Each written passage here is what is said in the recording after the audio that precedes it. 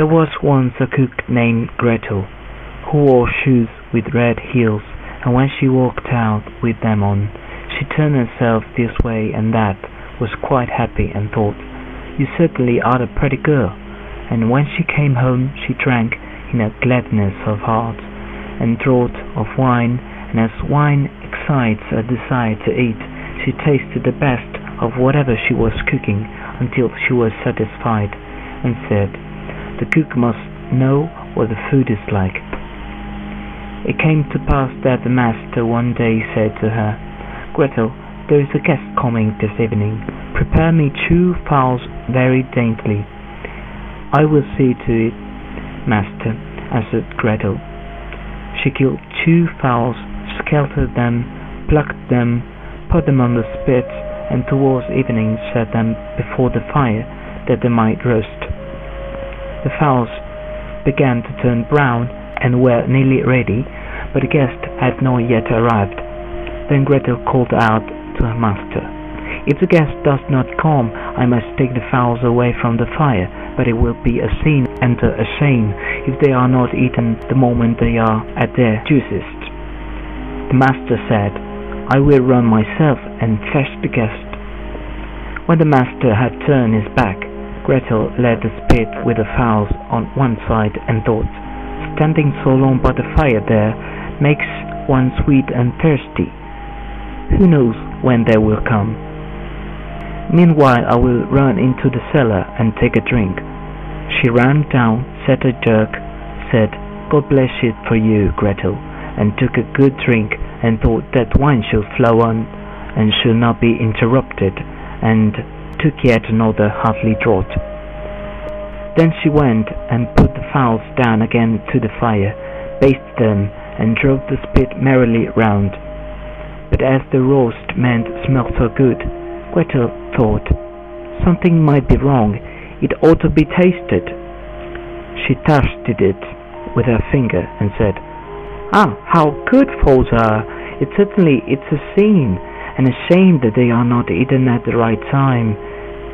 She ran to the window to see if the master was not coming with his guest, but she saw no one, and went back to the fowls and thought, "One of the wings is burning. I had better take it off and eat it." So she cut it off, ate it, and enjoyed it. And when she had done, she thought, "The other must go down too, or else master will observe that something is missing." When the 2 wings were eaten, she went and looked for her master, and did not see him. It suddenly occurred to her, "Who knows, they perhaps not come in at all, and have turned in somewhere." Then she said, "Well, Gretel, enjoy yourself. 1 fowl has been cut into. Take another drink, and eat it up entirely.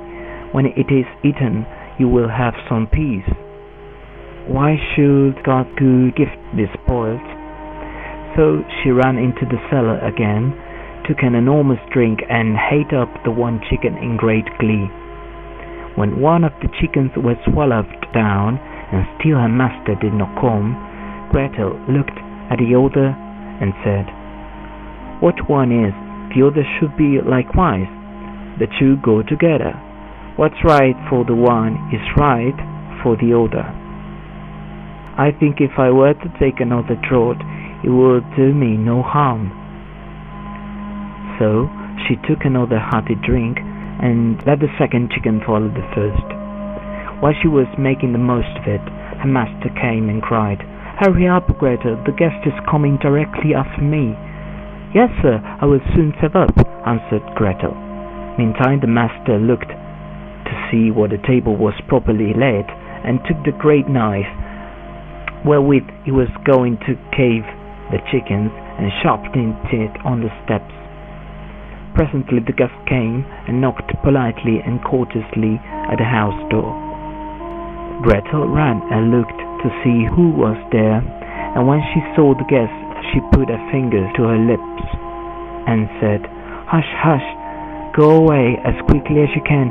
If my master catches you, it will be the worse for you. He certainly did ask you to supper, but his intention is to cut off your 2 ears." Just listen how he's sharpening the knife for it." The guest heard the sharpening and hurried down the steps again as fast as he could. Gretel was not idle. She ran screaming to her master and cried, "You have invited a fine guest." "Why, Gretel, what do you mean by that?" "Yes," said she, "he has taken the chickens which I was just going to serve up off the dish, and has run away with them." "That's a nice trick," said the master, and lamented the fine chickens. "If he had but left me one, so that something remained for me to eat." He called to him to stop, but the guest pretended not to hear. Then he ran after him with the knife still in his hand, crying, just one," meaning that the guest should leave him just one chicken and not take both. The guest, however, thought not otherwise than that he was to give up one of his ears, and ran as if fire were burning under him in order to take them both with him.